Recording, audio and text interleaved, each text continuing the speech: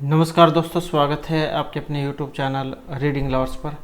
दोस्तों, आज की जो वीडियो इसमें हम करने वाले हैं, आपका जो हरियाणा में जो CET का जो एग्ज़ाम होने वाला है, चाहे इसमें ग्रुप C वाला है जो या फिर D वाला है, तो ये जो आपका एग्ज़ाम है जुलाई या अगस्त के महीने में होने की जो संभावना बताई गई है।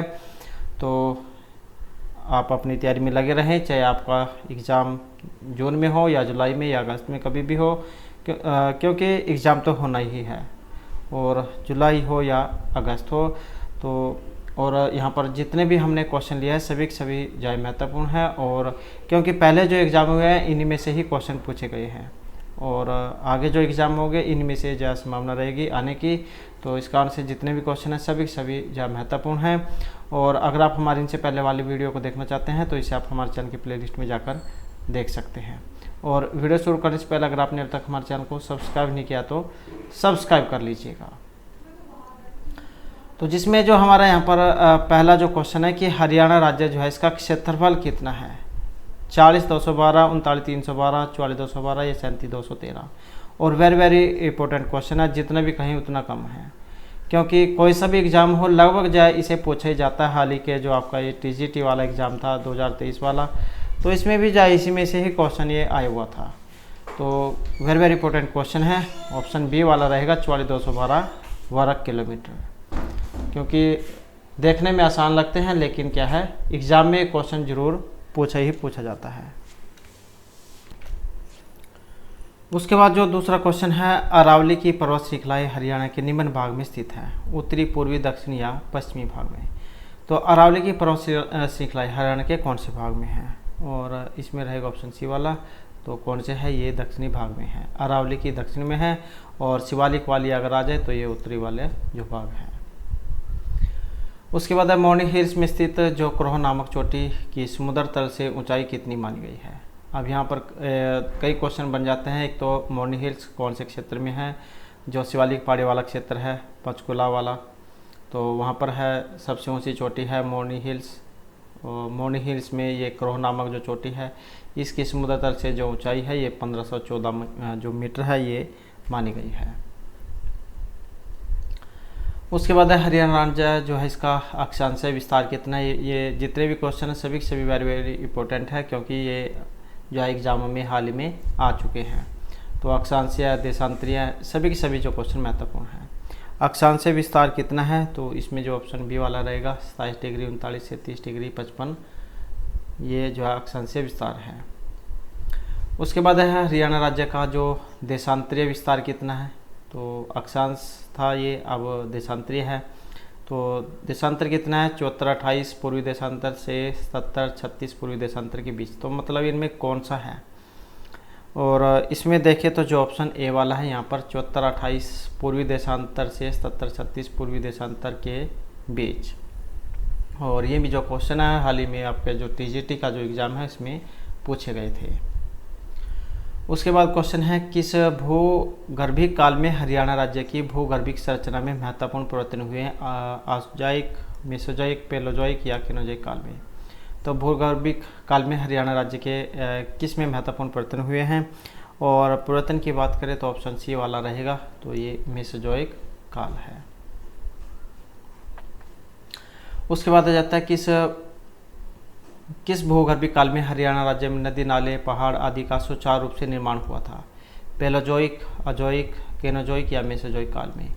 तो ये जो नदी, नाले, पहाड़, इनका सुचारू रूप से निर्माण हुआ था, और इनमें जो माने गए हैं जो ये ऑप्शन बी वाले हैं, तो कौन सा काल है, ये केनोजोइक काल है।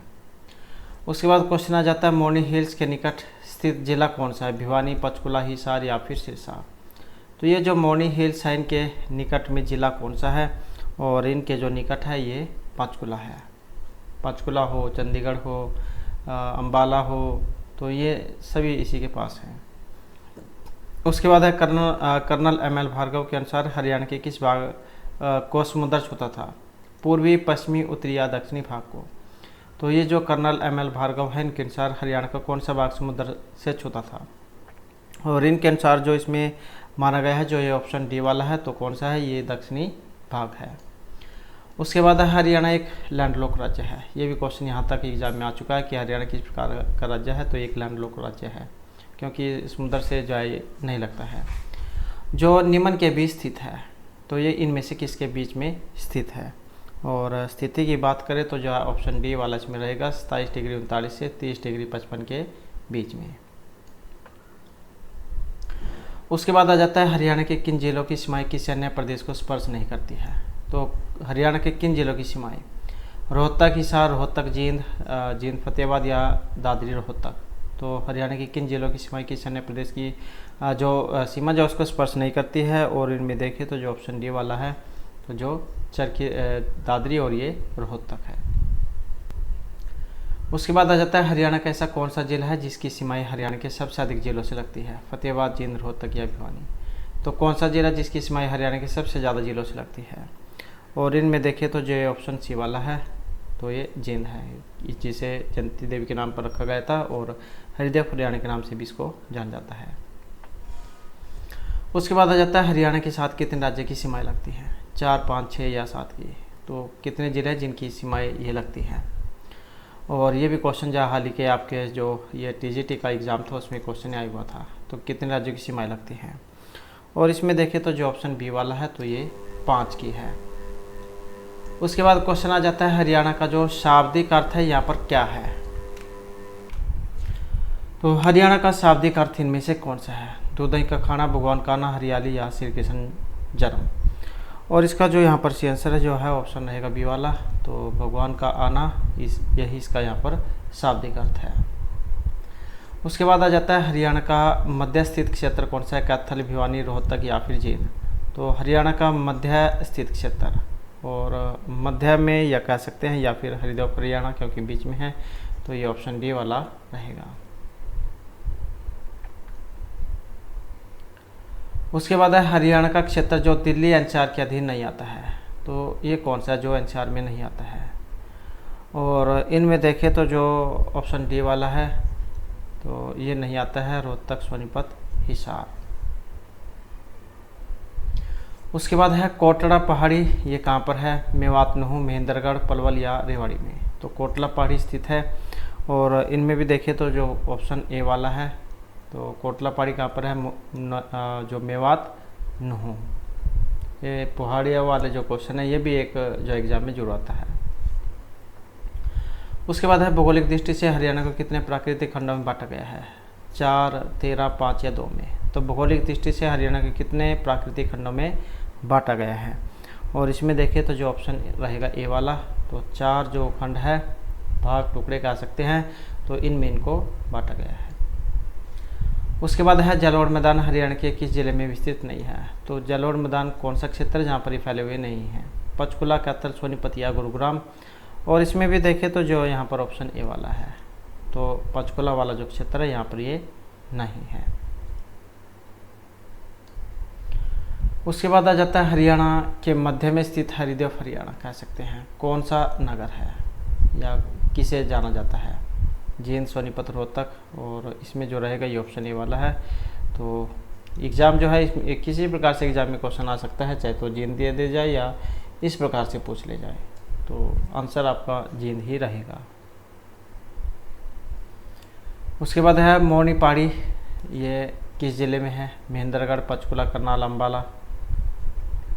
तो इसमें देखें तो जो यहाँ पर हमारा जो ऑप्शन है बी वाला रहेगा, तो कौन सा है, ये पंचकुला है। उसके बाद है मोरनी पहाड़ियाँ समुद्र तल से लगभग कितनी ऊंचाई पर स्थित है, 500 से 700, 77 से 900, 300 से 500 या 1400 से 1600 मीटर। और एग्ज़ाम की दृष्टि से जो ये भी क्वेश्चन महत्वपूर्ण है, मोरनी पहाड़ियाँ समुद्र तल से कितनी ऊंचाई पर है।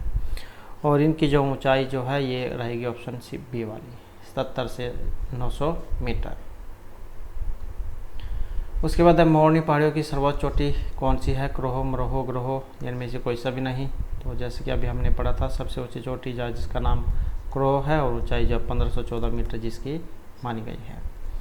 उसके बाद है हरियाणा के दक्षिण में कौन सा स्थित है। इसी प्रकार का क्वेश्चन भी जो हाल ही में एक टीजीटी का एग्ज़ाम में आया हुआ है। तो ये भी क्वेश्चन अब जो एग्ज़ाम में आने लग गए हैं कि दक्षिण में कौन सा है, उत्तर में कौन सा है, क्योंकि इनमें कैंडिडेट क्या है उलझ भी जाते हैं बहुत ज़्यादा। तो यहाँ पर जो दक्षिण जो है इसमें पूछा गया है हरियाणा के दक्षिण में गुजरात, पंजाब, राजस्थान या उत्तर प्रदेश। और इसमें देखें तो जो ऑप्शन सी वाला है तो राजस्थान जो है उसको माना गया है। नेक्स्ट आ जाता है हरियाणा के उत्तर पूर्व में स्थित राज्य कौन सा है? पंजाब, हिमाचल प्रदेश, उत्तर प्रदेश या फिर राजस्थान। तो यहाँ पर है उत्तर पूर्व में। और उत्तर पूर्व की बात करें तो ऑप्शन सी जो इसमें हमारा रहेगा। तो कौन सा है? हिमाचल प्रदेश। और उसके बाद जो नेक्स्ट क्वेश्चन है हमारा, केंद्रीय जो शिक्षा मंत्री है इन्होंने 5 सितंबर 2020 को इनमें से नामक एक कौन सी निःशुल्क मोबाइल ऐप लॉन्च की थी? तो ये 5 सितंबर 2020 को एक मोबाइल एप्लीकेशन लॉन्च की गई थी, तो ये कौन सी थी? तो इनमें ये कौन सी थी? Duolingo, English pro, hello talk या बिलिंग ऐप। और इसमें बात करें तो जो ऑप्शन बी वाला है इंग्लिश प्रो जो है इसका नाम था। और इस मोबाइल एप्लीकेशन को हैदराबाद में स्थित अंग्रेजी और विदेशी भाषाओं के संस्थान के द्वारा विश्वविद्यालय सामाजिक दायित्व के तहत जो विकसित किया गया है। उसके बाद जो नेक्स्ट क्वेश्चन है, ये जो अल्फा कण जो है ये कण के द्विआवेशित आयन होते हैं, तो ये किसके हैं? बेरिलियम, हीलियम, हाइड्रोजन या फिर लिथियम के। और इसमें जो बात करें तो ऑप्शन रहेगा सी वाला। तो किसके हैं? ये हीलियम के द्विआवेशित कण होते हैं। ये अत्यधिक सक्रिय और ऊर्जावान हीलियम परमाणु होते हैं जिसमें 2 प्रोटॉन और 2 न्यूट्रॉन होते हैं। इन कणों में न्यूनतम प्रवेश शक्ति और उच्चतम आयनीकरण शक्ति होती है और इनकी उच्च आयनीकरण शक्ति के कारण शरीर में गंभीर नुकसान पहुंचा सकते हैं। और इन कणों का उत्सर्जन प्रोटॉन रिच परमाणु से होता है। तो ये द्विआवेशित कण जो है यहाँ पर ये हीलियम गैस का रहेगा। उसके बाद क्वेश्चन आ जाता है 2011-12 में की गई जनगणना के अनुसार ग्रामीण भारत के व्यक्तियों के लिए गरीबी रेखा कितने प्रति माह तय की गई थी? 816, 752, 687 या 1000।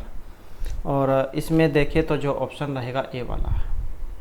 तो कितनी थी? ये थी ₹816। ये तो थी ग्रामीण जो क्षेत्र थे, ग्रामीण क्षेत्र वालों के लिए। अगर ग्रामीण की जगह यहाँ पर शहरी हो तो उनके लिए थी 1000 रुपये, उनकी 1000 थी। उसके बाद है भारतीय संविधान का कौन सा अनुच्छेद सहकारी समितियों के संवर्धन से संबंधित है? तो भारतीय संविधान का कौन सा अनुच्छेद है जो सहकारी समितियों से संबंधित है? 31B, 43A, 43B या 31A। और इसमें देखें तो जो ऑप्शन बी वाला है 43B। सहकारी समितियों को स्थानीय संविधान संशोधन अधिनियम 2011 द्वारा यह दर्जा प्रदान किया गया है। और इस संशोधन अधिनियम के द्वारा संविधान में भाग 9 भी जोड़ा गया है और इस भाग के अनुच्छेद 243ZH से 343ZT तक में सरकारी समितियों का प्रावधान है। तो भारतीय संविधान का कौन सा अनुच्छेद सहकारी समिति से संबंधित है? तो ये 43B। उसके बाद आ जाता है नंबर 2020 में दिवंगत फकीर चंद कोहली को किस रूप में जाना जाता था? भारतीय सॉफ्टवेयर उद्योग के जनक, भारतीय सिविल सेवा के जनक, भारतीय अंतरिक्ष कार्यक्रम के जनक या प्रागैतिहासिक काल के जनक। तो ये जो फकीर चंद कोहली है इनको किस रूप में जाना जाता था? और इसमें रहेगा ऑप्शन ए वाला। तो ये थे भारतीय सॉफ्टवेयर उद्योग के जनक और इन्हें भारत में सॉफ्टवेयर इंडस्ट्री का पितामह कहा जाता है। और ये टाटा कंसल्टेंसी सर्विस जो इसके पहले सीईओ थे और इनका जो जन्म है ये पेशावर में हुआ था। और इनको economic times for corporate excellence ने वर्ष 2002 में लाइफ टाइम अचीवमेंट अवार्ड से पुरस्कृत किया था। उसके बाद है राजा टोडरमल निम्नलिखित में किस मुगल सम्राट के शासन के दौरान राजस्व मंत्री थे? तो ये राजा टोडरमल हुमायूं, जहांगीर, शाहजहां या अकबर। और इसमें भी देखें तो जो ऑप्शन कौन सा है? डी वाला। तो ये थे अकबर। अकबर के काल में अपनाई गई भू राजस्व व्यवस्था जिसे आईन-ए दहसाला कहा जाता था, इसका निर्माण टोडरमल ने ही किया था। और टोडरमल ने शेरशाह के राजस्व विभाग में भी कार्य किया था। और टोडरमल एकमात्र सूबेदार थे जिसने राजपूत सरदारों से संधि करने और उन्हें मनसा प्रदान करने का अधिकार मिला था। अब्दुल फजल ने टोडरमल को बोला बाबा और परंपरा एवं संकीर्णता का वक्त कहा है। तो राजा टोडरमल का संबंध जो है किससे है? अकबर से है। उसके बाद क्वेश्चन है मराठा और अफगानिस्तान के शासक अहमद शाह दुरानी के बीच पानीपत की तीसरी लड़ाई किस वर्ष हुई थी?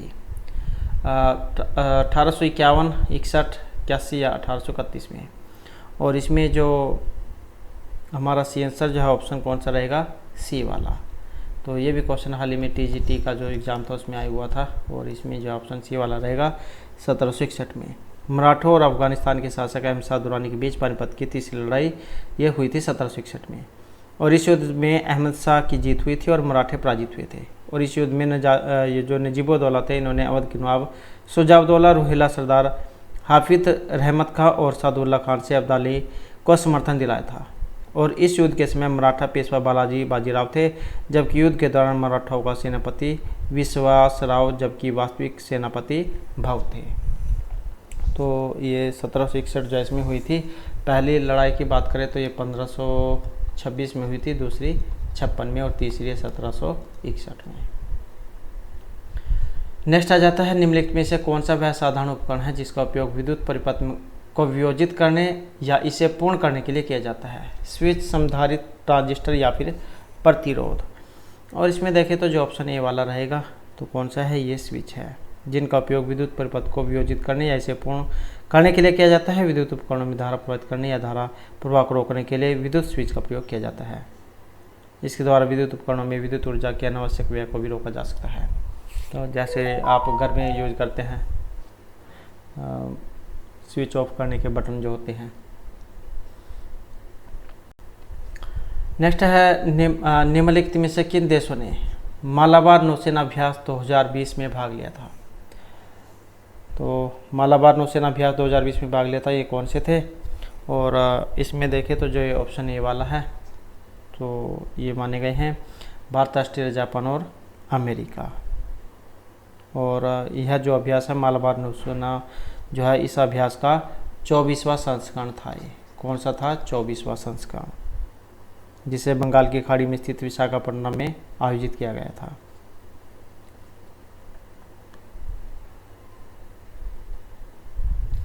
नेक्स्ट है पानी के एक अणु में हाइड्रोजन और ऑक्सीजन के द्रव्यमानों का अनुपात कितना है?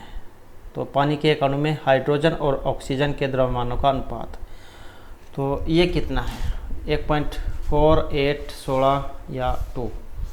और इसमें जो हमारा सी आंसर है ऑप्शन रहेगा बी वाला, तो ये है 1.8।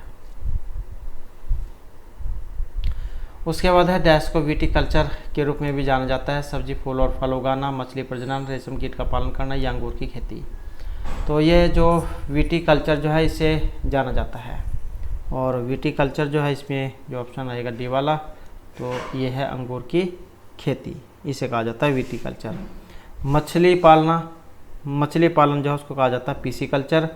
और रेशम कीट पालना उसको कहा जाता है सेरीकल्चर। और ये सब्जियां, फूल और फल जो उगाना इसको कहा जाता है ओलेरिकल्चर, फ्लोरिकल्चर व हॉर्टिकल्चर। उसके बाद है इनमें से कौन तीरंदाजी में भारत का प्रतिनिधित्व करता है या करती है या किया है? सौम्यजीत घोष, मनिका बत्रा, नीरज चोपड़ा या दीपिका कुमारी। तो तीरंदाजी में भारत का प्रतिनिधित्व किया है, और इसमें जो है ऑप्शन रहेंगे डी वाले, तो कौन है? ये दीपिका कुमारी है।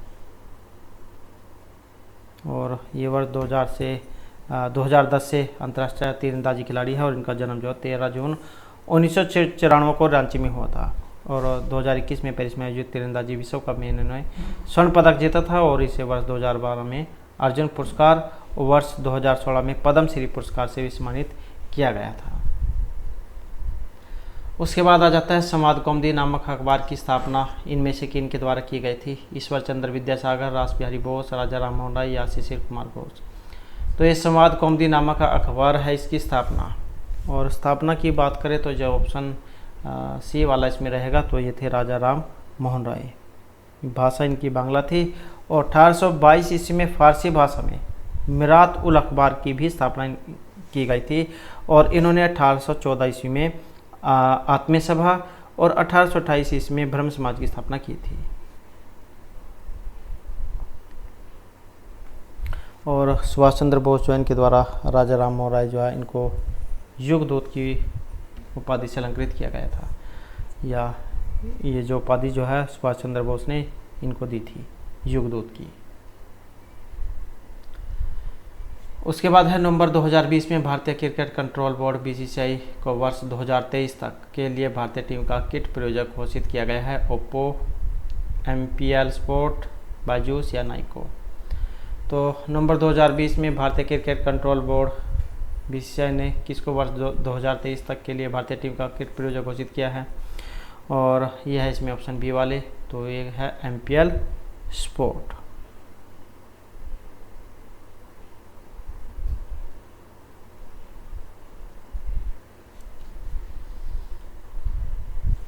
उसके बाद क्वेश्चन है स्वच्छ भारत मिशन ग्रामीण के चरण 2 की शुरुआत किस वर्ष हुई थी? 2021-22, 2021, 18-19 या 19-20 में। तो स्वच्छ भारत मिशन के चरण 2 की शुरुआत, और इसकी जो शुरुआत मानी गई है 2020-21 में। और स्वच्छ भारत मिशन की शुरुआत ये हुई थी 2 अक्टूबर 2014 को। उसके बाद है टीम केरल ब्लास्टर्स निम्नलिखित में से किस खिलाड़ी से संबंधित है? कबड्डी, क्रिकेट, बैडमिंटन या फुटबॉल से। तो टीम केरल ब्लास्टर्स, और इनका जो संबंध है ये ऑप्शन डी से है, तो ये फुटबॉल से संबंधित है। उसके बाद आ जाता है 26 जनवरी 2019 को भारतीय संविधान ने अपने अस्तित्व के 69 वर्ष पूरे किए थे। इन वर्षों में इसमें 12 जनवरी 2019 तक प्राप्त जानकारी के अनुसार कितने बार संशोधन किए गए हैं? तो भारतीय संविधान ने अपने अस्तित्व के 69 वर्ष पूरे किए, और इसमें कितनी बार संशोधन हुए हैं? तो इसमें संशोधनों की बात करें तो ऑप्शन ए इसमें माना गया है, तो ये संशोधन है इसमें 103। तो 26 जनवरी 2019 को भारतीय संविधान ने अपने अस्तित्व के 69 वर्ष पूरे किए, और इन वर्षों में इसमें जो 12 जनवरी 2019 तक प्राप्त जानकारी के अनुसार 103 बार संशोधन हुए, और 103वां जो संशोधन था इसके तहत आर्थिक रूप से पिछड़े वर्गों को सरकारी नौकरियों और शिक्षण संस्थानों में 10% आरक्षण की व्यवस्था की गई है। और वर्तमान तक भारतीय संविधान में कुल 105 बार संशोधन किए गए हैं। 105वां संशोधन जो है 105वां संविधान संशोधन अधिनियम का उद्देश्य राज्य द्वारा सामाजिक और शैक्षिक रूप से पिछड़े वर्गों की पहचान करने की उनकी शक्ति को बहाल करना है। तो अगर यहाँ पर 105 होता तो फिर 105 आपने करना था, तो यहाँ पर 103 है, तो 103 जो है इसका माना गया है। अगर अब तक ये पूछ ले जाए कितनी बार संशोधन हुआ है। उसके बाद है सरयू नदी किस नदी की सहायक नदी है? पिंडर, शारदा, टोंस या भगीरथी की। तो ये सरयू नदी, और सरयू नदी जो है इसमें ऑप्शन सी रहेगा, तो किसकी है? शारदा की है। और इसका जो उद्गम है नेपाल हिमालय में मिलाम हिमनद से है, और गौरी गंगा के नाम से इसे जाना जाता है, और भारत नेपाल सीमा के साथ बहती हुई जहाँ इसे काली या चाइक कहा जाता है, और घाघरा नदी से मिल जाती है।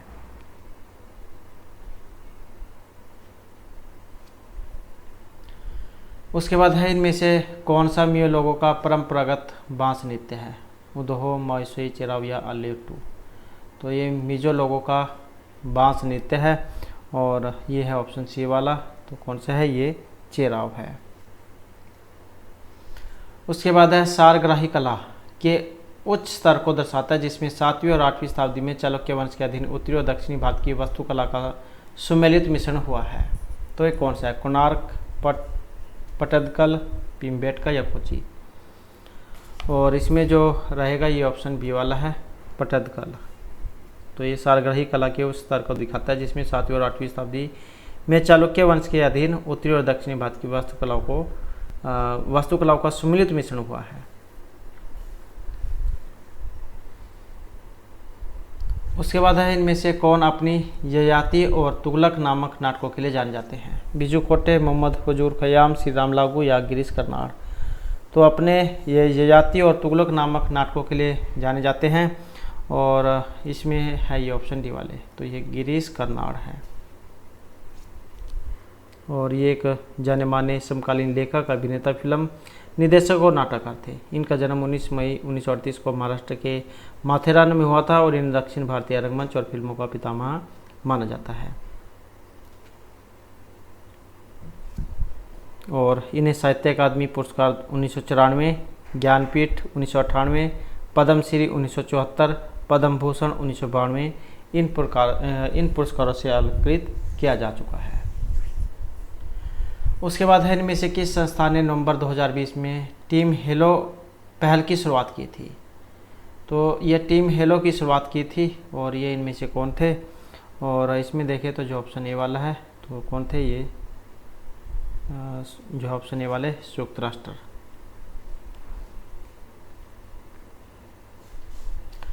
उसके बाद है वित्तीय वर्ष 2019-20 में निम्नलिखित में से कौन सा राष्ट्र भारत का शीर्ष व्यापारिक भागीदार था, चीन, जापान, अमेरिका या मॉरिशस।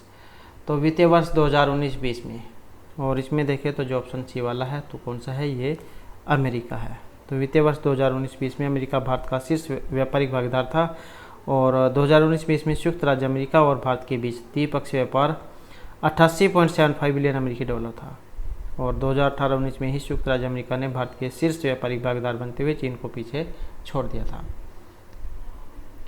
उसके बाद है भारत के पंजाब से निकलने वाली 5 नदियाँ पाकिस्तान में मिथनकोट में मिल जाती हैं, तो कौन से वाली है। तो जैसे कि आपको पता ही है पंजाब 5 नदियों के कारण इसको जाना जाता है। तो इसमें देखें तो जो ऑप्शन सी वाला है कौन सा है, ये सिंधु नदी। तो सिंधु नदी की बाईं ओर से मिलने वाली नदियों में पंजाब की 5 नदियाँ, जिसमें सतलुज, ब्यास, रावी, चिनाब और झेलम, ये मिलकर पंच नदी कहलाता है। तो यही 5 नदियाँ हैं, सतलुज, ब्यास, रावी, चिनाब और झेलम। और ये जो 5 नदियाँ हैं संयुक्त रूप से सिंधु नदी की मुख्य धारा से मिथनकोट में मिलती है और सिंधु नदी का जो उद्गम है तिब्बती क्षेत्र में कैलाश पर्वत श्रेणी से होता है।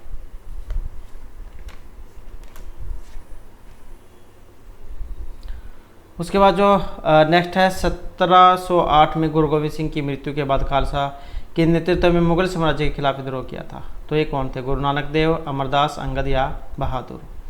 तो 1708 में इनकी मृत्यु के बाद, और इसमें जो है ऑप्शन रहेगा डी वाला, तो ये थे बंदा बहादुर। बंदा बहादुर जो है इनके बचपन का नाम था लक्ष्मण देव और इनकी गुरु गोविंद सिंह से मुलाकात नांदेड़ में हुई थी और बंदा बहादुर ने गुरु नानक और गुरु गोविंद सिंह के नाम के सिक्के चलवाए और सिख राज्य की मोहर भी बनवाई थी और मुगल शासक फर्रुखसियर के शासनकाल में इन्हें मृत्युदंड दे दिया गया था। तो यहाँ पर ऑप्शन डी जो इसको माना गया है। उसके बाद नेक्स्ट क्वेश्चन है हमारा, यहाँ पर दिए गए वाक्य में रेखांकित खंड को प्रतिस्थापित करने के लिए सबसे उपयुक्त विकल्प का चयन करें और यदि इसे प्रतिस्थापित करने की आवश्यकता नहीं है तो विकल्प किसी बदलाव की आवश्यकता नहीं है का चयन करें। तो मैं आपका दर्शन करने आया हूँ, मैं आपका दर्शन करने आया हूँ, ये जो रेखांकित है यहाँ पर मैं आपकी किसी बदलाव की आवश्यकता नहीं, मैं आपके या मैं आपसे। तो कौन सा जो है यहाँ पर इसका जो सही आंसर है ये रहेगा और इसमें जो सही आंसर है जो कौन सा है, ऑप्शन सी वाला है। मैं आपका नहीं क्या होता है, मैं आपके, तो यही सही होता है। मैं आपके दर्शन करने आया हूँ, क्योंकि यही कहा जाता है ना कि मैं आपका। उसके बाद है दिए गए वाक्य का वह भाग ज्ञात करें जिसमें कोई त्रुटि है। यदि कोई त्रुटि नहीं है तो कोई त्रुटि नहीं है चुने। प्रधानाचार्य ने हिंदी अध्यापक को बुलाए, कोई त्रुटि नहीं है। तो कौन से वाला इसमें सही है वो आपने बताना है और इसमें देखें तो जो ऑप्शन सी वाला है।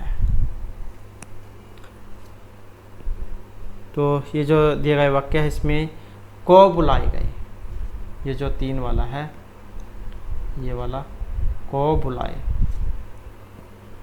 क्योंकि वाक्य में जो सकर्मक क्रिया इसका प्रयोग हुआ है और इसलिए यहाँ पर कर्म हिंदी अध्यापक एक वचन में है।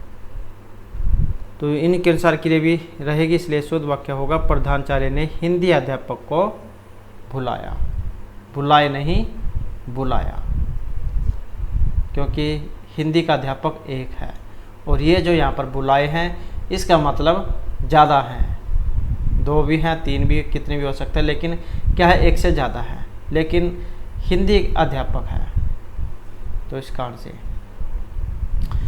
उसके बाद है यहाँ पर मुझे मज़ा आती है, रेखांकित शब्द की त्रुटि बतानी है। ये जो रेखांकित है मुझे मज़ा आती है, तो लिंग के कारण है, कारक है, वचन है या विशेषण के कारण गलती है। तो किस कारण से है यहाँ पर, और इसमें देखें तो जो ऑप्शन ए वाला है तो ये लिंग के कारण है, मुझे मज़ा आता है, न कि आती है। आती है तो फिर स्त्रीलिंग होता है, तो ये जो है लिंग के कारण है, आती है। उसके बाद है दिए गए शब्द का विलोम चुने, द्रुत, जड़, मंथर, अद्वैत या वेग। तो इसका विलोम कौन सा बनेगा, और इसका जो विलोम इनमें बनेगा जो ऑप्शन सी वाला है, तो कौन सा है, ये मंथर है। द्रुत मतलब तेज और मंथर धीमा। जड़ चेतन होता है, अद्वैत द्वैत, वेग आवेग। उसके बाद है निम्नलिखित प्रश्न में दिए गए 4 विकल्पों में से उस विकल्प का चयन करें जो मुहावरे का सही अर्थ बताता हो। कथा का व्यंजन होना, इसका क्या अर्थ होता है, मनगढ़ंत बातें, असंभव वस्तु, कृपण व्यक्ति या केवल दूसरों के लिए उपदेश। तो कथा का व्यंजन होने का अर्थ क्या होता है, और इसका जो अर्थ है ऑप्शन डी में रहेगा, केवल दूसरों के लिए उपदेश। जैसे सही केवल कथा का व्यंजन है, वह खुद तो नियमों का पालन करता नहीं, दूसरों का करने के लिए कहता है। उसके बाद है वह बात जो जन साधारण में चलती आ रही है, इस वाक्यांश के लिए एक शब्द बताइए। तो वह बात जो जन साधारण में चलती आ रही है, किंवदंती, कपोल, कल्पित, कूपमंडूक या किम कर्तव्य है। तो वह बात जो जन साधारण में चलती आ रही है उसको क्या कहा जाता है, और उसको कहा जाएगा किंवदंती। वह मनुष्य जिसे भरी दुनिया का अनुभव या ज्ञान न हो उसे कहा जाएगा कूपमंडक। कूपमंडक आपने पढ़ा भी होगा, कुएं का मिंडक क्या देते हैं जिसे। और जो बात केवल मनगढ़ंत हो, कपोल, कल्पित। और क्या किया जाए, किम कर्तव्य है। उसके बाद है रिक्त स्थान भरने के लिए सबसे उपयुक्त शब्द का चयन करें। टीन, सोने, सोना या लोहा। तो गहने बनते हैं, और किसके हैं, जो ऑप्शन सी वाला है, तो ये किसके हैं, सोने के हैं।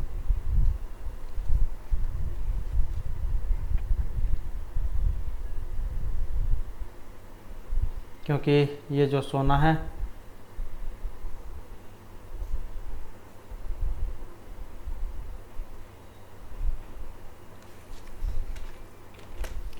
क्योंकि ये जो सोना जो लिया गया है, सोने वाले से लिया गया है, निंद्रा। उसके बाद आंख लगना मुहावरे का जो सही अर्थ है क्या होता है, गहरी नींद आना, झपकी आना, आंख में दर्द होना या गले पड़ना। तो आंख लगना, और इसका कौन सा होता है, ऑप्शन बी वाला, झपकी आना। राहुल की जरा सी देर आंख क्या लगी कि उसका बैग ही चोरी हो गया। उसके बाद है दिए गए वाक्य का वह भाग याद करें जिसमें कोई त्रुटि है। यदि कोई त्रुटि नहीं है तो कोई त्रुटि नहीं है, विकल्प को चुनिए। स्टेशन पहुंचते ही वह फ़ोन कर दिया, कोई त्रुटि नहीं है, स्टेशन पहुंचते ही वह या फ़ोन कर दिया। तो कौन से में है यहाँ पर, और इसमें देखें तो जो ऑप्शन सी में है, स्टेशन पहुंचते ही वह फ़ोन कर दिया।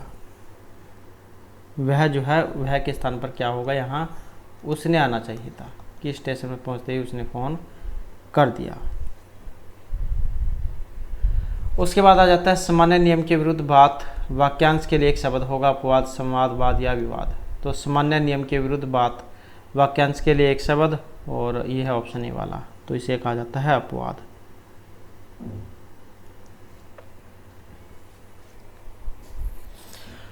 उसके बाद है सद्भाव रेखांकित शब्द का जो सही विलोम है वो कौन सा है, स्वभाव, दुर्भाव, गुस्सा या क्षम्य है।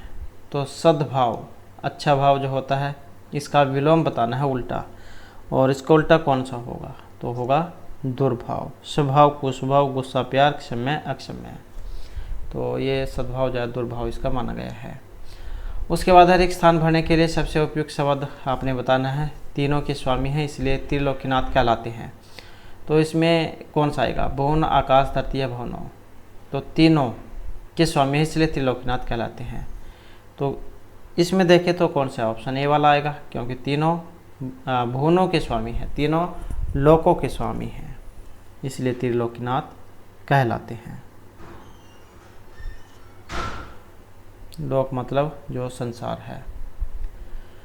उसके बाद है गुण दोष का समरूप मूल्यांकन करने वाले के लिए एक शब्द कौन सा है, जिज्ञासु, ज्योतिषी, शास्त्रज्ञ या समीक्षक। गुण दोष का समरूप मूल्यांकन करने वाला एक शब्द। और इसमें जो है ये ऑप्शन डी वाला है, तो ये है समीक्षक। जिज्ञासु, जिसे हर समय जानने की इच्छा हो। शास्त्रज्ञ, शास्त्रों को जानने वाला। ज्योतिषी, ज्योतिष शास्त्र का विद्वान, उसको जानने वाला। उसके बाद है दिए गए वाक्य में रेखांकित खंड को प्रतिस्थापित करने के लिए सबसे उपयुक्त विकल्प का चयन करें, और यदि इसे प्रतिस्थापित करने की आवश्यकता नहीं है तो विकल्प किसी बदलाव की आवश्यकता नहीं है का प्रयोग करें। तो इसमें है पिताजी मेरे लिए कुछ कपड़े ले आए, किसी बदलाव की आवश्यकता नहीं, मेरे लिए, मेरे की या मुझे। तो इसमें कौन सा बनेगा इसका? तो इसमें है पिताजी मेरे लिए कुछ कपड़े ले आए। तो इसमें देखें तो क्या है, ऑप्शन ए वाला इसमें रहेगा। तो क्या है, इसमें कोई भी बदलाव की जरूरत इसमें नहीं है, क्योंकि पिताजी मुझे ऐसा भी नहीं हो सकता, मेरे की भी नहीं हो सकता, मेरे के लिए भी नहीं हो सकता, तो मेरे लिए। उसके बाद है इस प्रश्न में एक शब्द 4 अलग अलग प्रकार से लिखा गया जिसमें से केवल एक ही सही है। तो सही वाला आपने बताना है कौन सा बनता है इसमें। और इसमें जो सही है, जो ऑप्शन ए वाला है, अनधिकार। उसके बाद है दिए गए शब्द के समानार्थी शब्द का चयन करें। तो समानार्थी बताना है यहाँ पर कमल, कमल का समानार्थी क्या है? तो इसका जो है कौन सा है, ऑप्शन ए वाला है, अरविंद। और जैसे राजीव, पंकज, नीरज, जलज, सरोज, कंज, पुंडरीक, तो ये सारे इसके नाम हैं। और जो आयतन है इसे मंदिर, मकान, घर ये कह देते हैं। अमृत को सुधा कह देते हैं। और अम्य इसको पीयूष, जीवनोदक, सुरभोग, सोम ये कह देते हैं। उसके बाद है रिक्त स्थान को भरने के लिए सबसे उपयुक्त विकल्प का चयन करें। मेरी डैश है, मुझे 4 दिन की छुट्टी दी जाए। पूजा, प्रार्थना, याचना या आराधना। तो इसमें कौन सा आएगा? और इसमें है ऑप्शन सी वाला, मेरी प्रार्थना है कि मुझे 4 दिन की छुट्टी दी जाए। उसके बाद इस प्रश्न में एक शब्द 4 अलग अलग प्रकार से लिखा गया है जिसमें से केवल एक को सही ढंग से लिखा गया है। सही वर्तनी वाले शब्द का चयन करें। मातृहीन, मातृहीन, तो कौन से वाला सही है इसमें? और इसमें देखें तो जो ऑप्शन डी वाला है, मातृहीन, इसी को क्या है यहाँ पर इसमें सही कहा गया है। उसके बाद है दिए गए शब्द के समानार्थी शब्द का चयन करें। यमुना, यमुना का कौन सा है समानार्थी? आपगा, अर्कजा, तड़ागया, निमग्रा। और इसका जो है कौन सा है, ऑप्शन सी वाला, तो अर्कजा इसके कहा गया है। और इसके अलावा कालिंदी, सूर्यजा, सूर्यतन्या, कृष्णा, तणिजा, भानुजा ये भी इसको कहा गया है। और आपगा,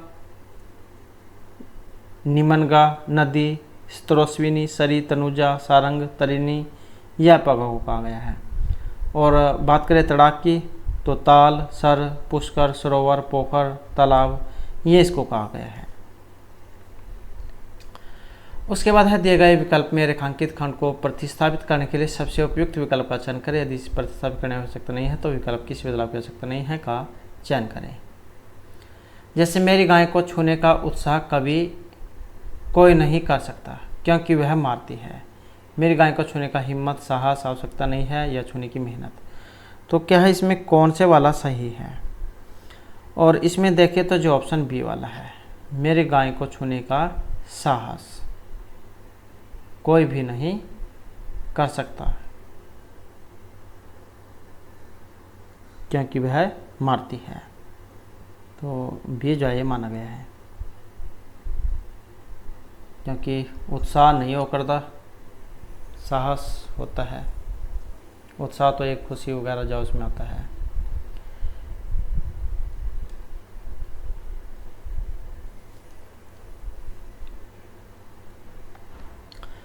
उसके बाद है यहाँ पर क्वेश्चन कि निम्नलिखित वेन आरेख में विविध सब्जियों का निरूपित करता है, जैसे त्रिभुज, जड़ों को।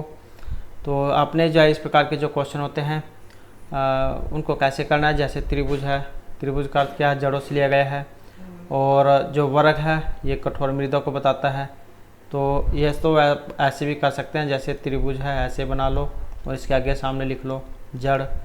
और ये वर्ग है, वर्ग वर्ग किसको दिखा रहा है, कठोर मृदा को, कठोर मृदा। और उसके बाद जो आयत है, आयत ये किसको दिखा रहा है, गर्मियों को, गर्मियों को। तो निम्नलिखित में से कौन सा अक्षर उन जड़ वाली सब्जियों को निरूपित करता है जो गर्मी में उगती है लेकिन कठोर मृदा में नहीं उगती है। तो ये इस प्रकार का क्वेश्चन है और ये आपने अब बताना है। तो जब हम इसको जो हल करेंगे तो इसमें कौन सा बनेगा, तो इसका बनेगा फिर ऑप्शन डी वाला। तो ये डी वाला जो है इसका रहेगा।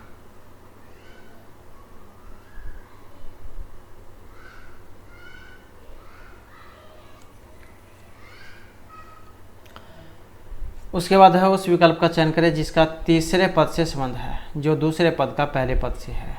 तो ये बताना है किस तरीके से ये बना है। जैसे ब्लॉक है LBP से बना है, ऐसे मार्जिन जो इसका बताना है। तो इसका क्या है, ये ऐसे है जैसे BC से है, JKL से है, MOP से है, BC से है, JKL से है। तो इसी प्रकार से फिर इसका संबंध आपने बनाना है और जब हम इसका संबंध बनाएंगे तो कौन सा बनेगा, फिर ऑप्शन डी वाला इसका बन जाएगा। इस प्रकार से आप इसका मिलान करके देख सकते हैं। उसके बाद है दिए गए पैटर्न का ध्यानपूर्वक अध्ययन करें और उस संख्या का चयन करें जो इसमें प्रश्न चिन्ह के स्थान पर आ सकती है। तो ये कुछ संख्या है यहाँ पर 13, 26, 39, 30, 42 कौन सी आएगी इसमें। तो कुछ पैटर्न वगैरह है और इसका देखें तो कौन सा बनेगा इसमें। तो इसमें बन रहा है बी वाला 54। तो ये कैसे बन रहा है, 17 और 13 30 और 16 और 26 42। फिर जब हम 15 और 39 को जोड़ेंगे तो कितना बनेगा, 9 और 5 14 और 3 4 1 5। तो इस प्रकार से जो ये चल रहा है। उसके बाद है यहाँ पर दिए गए चित्र में कागज़ को एक टुकड़े को मोड़ने का क्रम और मुड़े हुए टुकड़े को काटने की विधि दिखाई गई है। यह कागज़ खोलने पर कैसा दिखेगा। तो वही आपने यहाँ पर दिखाना है। जैसे ये दिखाया गया है यहाँ पर, पहले ऐसे करेंगे फिर ऊपर की साइड मोड़ेंगे तो इस प्रकार के चित्र उभर कर आएगा। तो इसके नेक्स्ट जो है इसमें कौन सा बनेगा।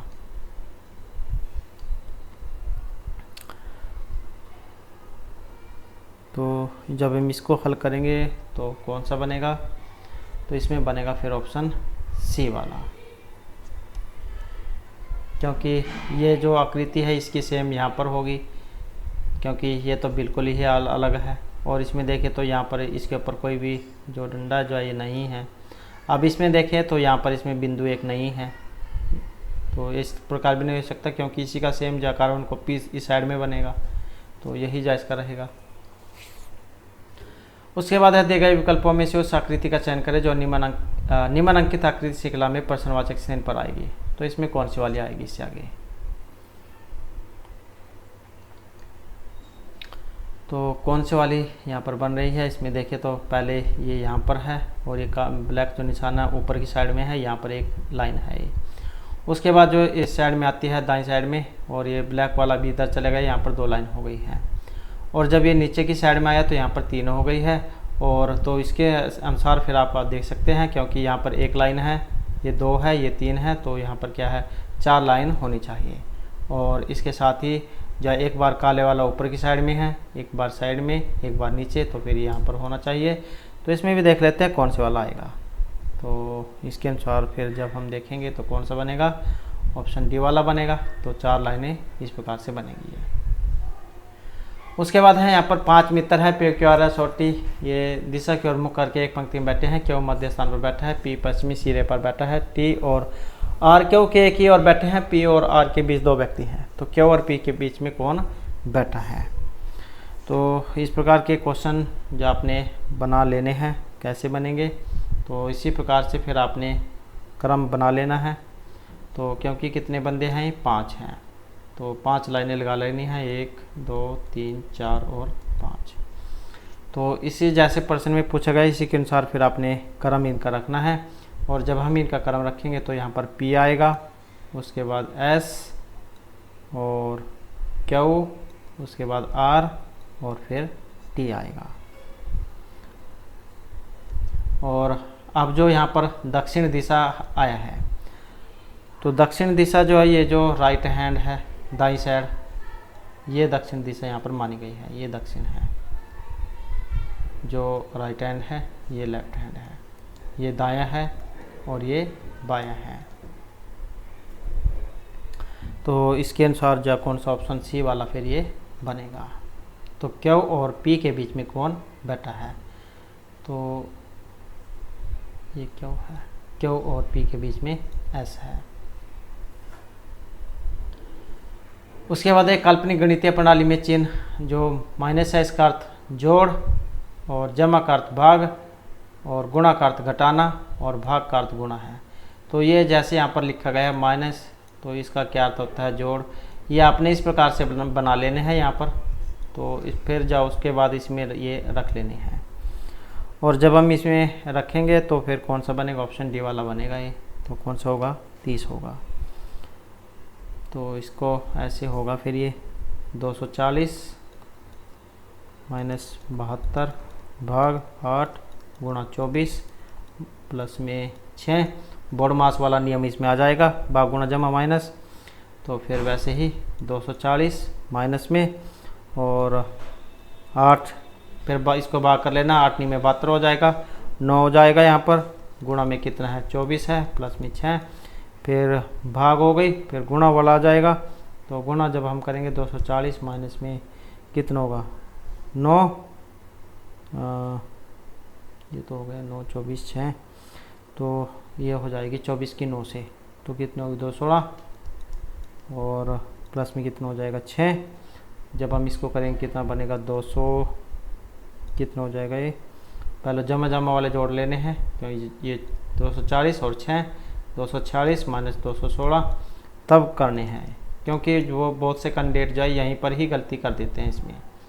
तो ये पहले इसमें से घटा देते हैं, क्योंकि ये प्लस का है और ये माइनस का है, तो प्लस प्लस वाले पहले जोड़ लेने हैं, उसके बाद माइनस, भाग गुणा जमा माइनस। तो इस प्रकार से होगा ये। उसके बाद है दिए गए कथनों और निष्कर्षों को ध्यानपूर्वक पढ़ें। कथनों में दी गई जानकारी को सत्य मानते हुए विचार करें, भले ही वह सामान्य रूप से ज्ञात तथ्यों से भिन्न प्रतीत होती हो। बताइए कि दिए गए निष्कर्ष में से कौन से तार्किक रूप से कथनों का पालन करते हैं। तो ये कथन वाला क्वेश्चन है, सभी नीले सफ़ेद हैं, कुछ सफ़ेद स्लेटी हैं। तो इसके अनुसार फिर आपने यहाँ पर बना के देखना है। तो सभी नीले सफ़ेद हैं, तो ये आ जाएगा सभी नीले। सभी नीले क्या हैं, तो ये हो जाएगा सभी नीले क्या हैं, सफ़ेद हैं, तो ये सफ़ेद हो जाएगा। और कुछ सफ़ेद स्लेटी हैं, तो कुछ का मतलब कुछ हिस्सा जो है यहाँ पर होगा, तो ये किसका होगा, स्लेटी का होगा, स्लेटी। तो जब हम इसे देखेंगे सभी स्लेटी सफ़ेद हैं, और सभी स्लेटी ये जो सभी स्लेटी हैं सफ़ेद हैं, और सभी स्लेटी नीले हैं। क्या सभी स्लेटी नीले हैं? तो इसको जब हम करेंगे तो ऑप्शन कौन सा बनेगा इनमें, तो ऑप्शन बनेगा बी वाला, कि ना तो इसमें निष्कर्ष 1 है और ना ही निष्कर्ष 2 है, क्योंकि यहाँ पर सभी नहीं है, इसका कुछ ही हिस्सा है। तो इनमें सभी में सभी आया, लेकिन ये कुछ ही हिस्सा है। उसके बाद है उस विकल्प का चयन करें जिसके तीसरे शब्द से वही संबंध है जो दूसरे शब्द का पहले शब्द से है। भुवनेश्वर की उड़ीसा और आइजोल की कौन सी है, ये राजधानी वाला क्वेश्चन है। तो इसका जो रहेगा तो कौन सा ऑप्शन ए वाला रहेगा। जैसे भुवनेश्वर की उड़ीसा राजधानी है, उसी प्रकार आइजोल की मिजोरम राजधानी है। और अब जो यहाँ पर जो 3 है, मेघालय, त्रिपुरा और मणिपुरा, इनकी कौन कौन सी है, ये आप हमें कमेंट में बता सकते हैं। उसके बाद है किसी निश्चित कूट भाषा में एरो को FWIC लिखा जाता है, तो GERM को थोर लिखा जाता है, तो उसी भाषा में MOWER को कैसे लिखा जाएगा। तो इसे कैसे हम फिर लिखेंगे, तो इसे जब हम लिखेंगे तो कौन सा बनेगा, ऑप्शन डी वाला इसका बनेगा। तो इसको भी ऐसे ही आपने बना कर देख लेना है। जैसे सबसे ऊपर आपने लिख लिया ए जो है यहाँ पर ARROW, इसके नीचे लिख लो फिर FOOSE। अब आप इसका क्रम बनाकर देख सकते हैं कि ये किस प्रकार से बन रहा है। तो फिर ऐसे ही GERM के नीचे थोर, तो MOWR का कौन सा बनेगा, तो इसका बनेगा फिर ये वाला D वाला। उसके बाद है उस विकल्प का चयन करें जिसका तीसरी संख्या से वही संबंध है जो दूसरी संख्या का पहली संख्या से है। जैसे 31 का 90, तो 43 का कौन सा आएगा, ये किस प्रकार से है। और इसका देखें तो कौन सा ऑप्शन बी वाला बनेगा 102। जैसे ये 31 है, 31 में जब हम 59 जोड़ते हैं, 31 59, 9 1 10, 5 3 8 1 9, तो 90 बनता है। ऐसे ही जब हम 43 में भी जो 59 जोड़ेंगे तो कितना बनेगा, 9 3 12 और 5 4 9 1 10, तो कौन सा बनेगा 102। तो इस प्रकार से जो हमारी आज की एक क्लास थी और महत्वपूर्ण क्वेश्चन थे, और आपको हमारे क्वेश्चन कैसे लगे आप कमेंट में जरूर बता दीजिएगा। और नेक्स्ट जो वीडियो होगी इसमें आपके लिए इससे भी महत्वपूर्ण जो क्वेश्चन है वो लेकर आएंगे। और हमारे साथ अंत बनाने के लिए धन्यवाद।